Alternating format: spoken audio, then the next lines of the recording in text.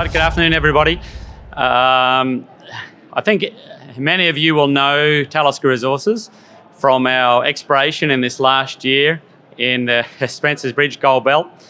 We're not going to talk about the Spences Bridge Gold Belt today. We're going to talk about our new acquisition, the Bralorne Gold Mine Complex in south central BC. Just a comment there on that beautiful looking gold nugget on the front. These are actual Bralorne samples that are either hosted in the Royal Ontario Museum or in the Royal Alberta Museum. So if anybody's over visiting those cities, I encourage you to go and have a look at some of the most spectacular gold samples that have come out of Canada. I asked if we could have one to bring along to show everyone today, but for some reason they wouldn't let me.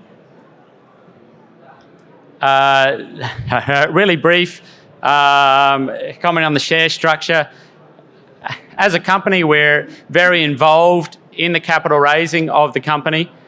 We have a large, very strong institutional base. We've just in the middle of completing a $13.1 million private placement. It was a bought deal at a premium to market without warrants. So we're very proud of that going forward, and we hope that's an indication of how capital raising is going to be for the industry and for the right projects.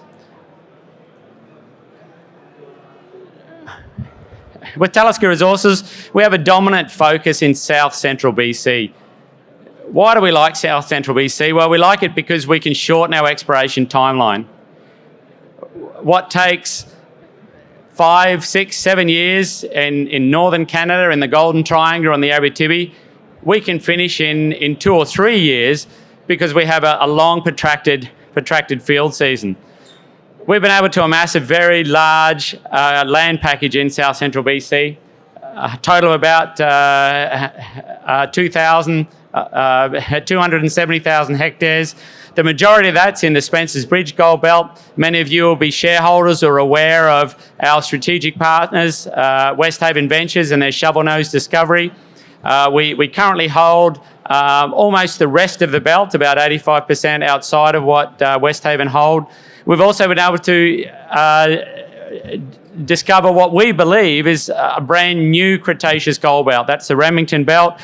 You can see that on the map to the northwest of the Spences Bridge. We're seeing a lot of the same low sulfidation epithermal indications that we can clearly see in Spences Bridge. So we're very excited about that.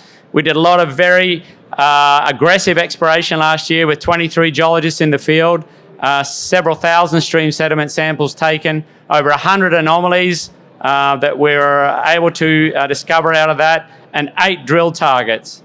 So a pretty good effort for a company that's only been listed since May last year. Aside from those two, we'll talk today about the Bralorne camp. The Bralorne camp in general consisted of 3 main historic mines. The production out of these mines, which was around about 50 years, so from 1929 right up to 1971, amassed 4.2 million ounces at an average mined grade of 17.7 grams per tonne. So it was one of the highest grade, longest producing mines in British Columbia and in Canada in general. A really interesting statistic about their production. For every 50 metres vertically that they mined at the Bralorne and Pioneer mines, we're still compiling the data for King Mine, but the other 2 mines, for every 50 metres they went down, they produced on average 115,000 ounces. So a really incredible high-grade, rich deposit. The reason for that, aside from the amazing nuggety gold, is the structural and grade continuity that we see in Bralorne, and we'll talk about that in a bit of detail. For those of you who aren't from BC and aren't aware of the Bralorne camp, it's a mesothermal or orogenic style of gold deposit, a Phanerozoic orogenic style, very similar in structural style to the Mother Lode camp in California. in general, they mined 30 veins. There was another 33 that weren't economic at the time. 29 of those veins, they stopped mining in the mid-60s and focused on one vein, the 77 vein, that they mined to 2.9 kilometres. At the time, that was the deepest mine in Canada and still remains one of the deepest mines producing gold in Canada. Everybody asked, why did they stop mining? Well, I didn't know. From my accent, you know I'm Australian. I didn't know much about the Bralorne camp, and I thought they'd just finished. We'd learnt that there's a lot of opportunities in old camps in Canada. Many of you might know me as my previous position as Chief Geologist at Barkerville. So we know there's opportunities in old camps to understand the geology and find a lot more ounces. When we looked at the history of Bralorne, we found out very quickly that the reason they stopped mining was because the gold price was averaging $35 an ounce. When we index that into current dollar value, that's $220 to $230 an ounce. So they weren't mining gold at $1,400, $1,100, $1,000 an ounce. They were mining it at $200 an ounce. So I'm very impressed that they continued for 10 years mining gold at this level.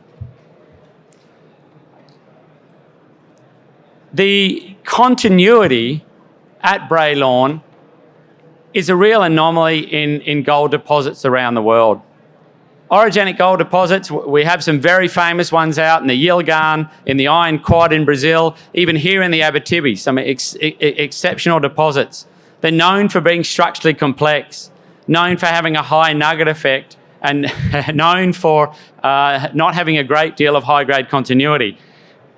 What we see at Bralorne is some incredible high-grade continuity. What we're looking at there is cross-sections through the historically mined veins. Each dot that we can see is a 3-foot drift sample. The purple dots are greater than 15 grams per tonne. So in the 77 vein that was mined to almost 2 kilometres, we can see 1,300 metres of greater than 15 gram continuity. We can see 500 metres along strike of greater than 15 grams continuity. The other mines that they stopped at 900 metres, I've got a selection of them there. We've done this exercise for the whole 29. What we can see is really incredible down dip and a long strike continuity. And that's what really got us involved and excited about Bralorne. That two of the main things, structural and grade continuity, that are problematic with orogenic systems aren't a problem at Bralorne. The next thing we looked at was what was actually mined and what was left behind. What we can see here in the blue are the mined stopes. The horizontal grey lines that we can see are drifts, and the vertical lines that we can see are shafts. So what we can see, we've got a large amount of actual assay samples. Now, all of this is pre-71, so none of it's 43-101 compliant, but it can give us a good guide to where we've got continuity in grade and structure.